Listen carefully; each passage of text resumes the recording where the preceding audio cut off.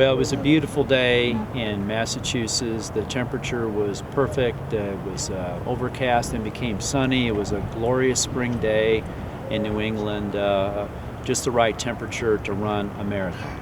I've run 9 marathons. This was my 4th Boston Marathon. Okay. Well, the Boston Marathon is really the Super Bowl of marathons. It's the only marathon in the United States where you have to run a qualifying time at another marathon in order to participate.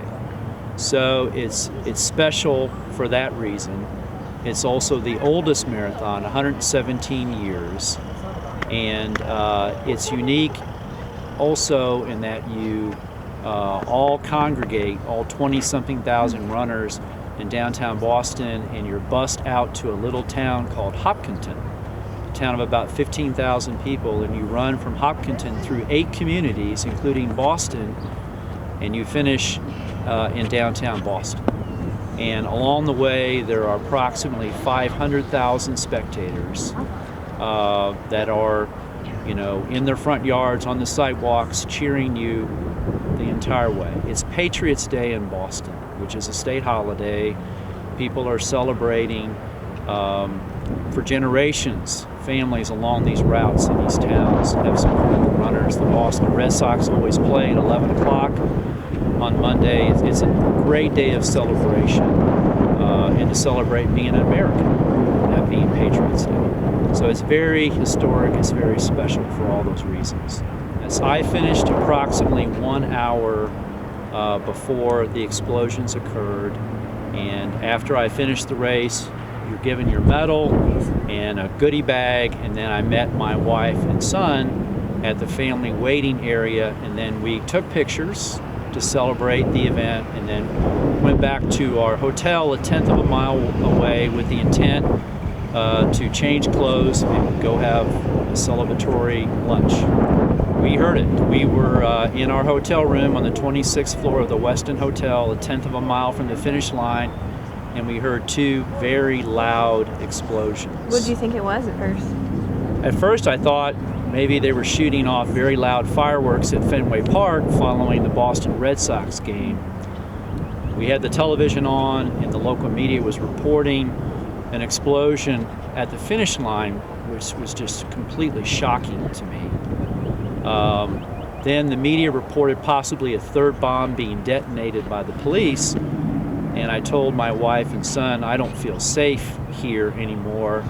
So we left the hotel along with a lot of other people and just started walking away from the Copley Square area with no particular destination in mind. There were several very nice Bostonians that came up to us, gave us directions on where to go. We ended up at a restaurant on Tremont Street along with a lot of other runners where we congregated and watched the television news unfold in real time. Everyone was very concerned. I will say that the Boston residents were incredibly kind to the out-of-state runners, out-of-country runners there. We sat next to a couple from Australia. This lady got within 100 meters of the finish line when she was told to stop. But she was okay with that because she told me, had I run harder up Heartbreak Hill, I might have been right at that finish line when the explosion occurred. Her husband was on Boylston Street watching her, and he was just down the street from the explosion. So we shared that story with them. We talked to a couple from California, and we were all just, in a state of shock and anxiety. My son wanted to go home right then, but I told him there's nowhere we can go. There are no cabs. We have no option. The residents and the people that were working in downtown Boston were trying to leave downtown Boston as soon as possible. Anyone who's been to Boston knows the traffic is horrible in that city. Simultaneously, there were just nonstop sirens, police officers everywhere doing their level best to deal with a very difficult situation.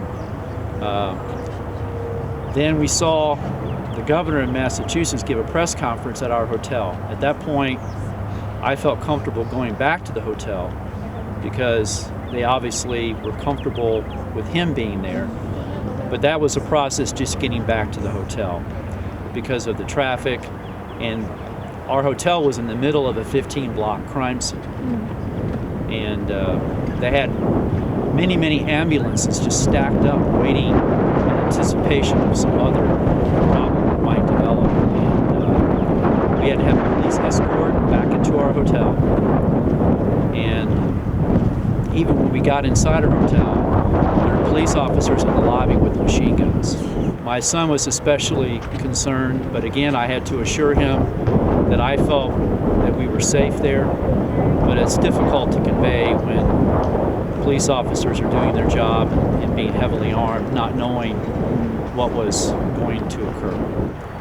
Well, we flew back Tuesday evening at our normally scheduled time. Fortunately, our plane was going to leave late, so we didn't have any delays associated with the airport. So we walked around Boston, tried to stay away from the area and just decompress and reflect on what happened. But even then, in the middle of the day, there are police officers with machine guns and SWAT trucks driving around Boston. But I will say that all the police officers, all the emergency officials were very kind and courteous and taking great pride in what they did. So the volunteers associated with the marathon stayed and helped people. I mean, this is a huge undertaking. Not only were there about 25,000 runners, there were about 20,000 volunteers to put on a race that goes through 8 communities for 26 miles. It was a huge undertaking, and many of those people, volunteered their time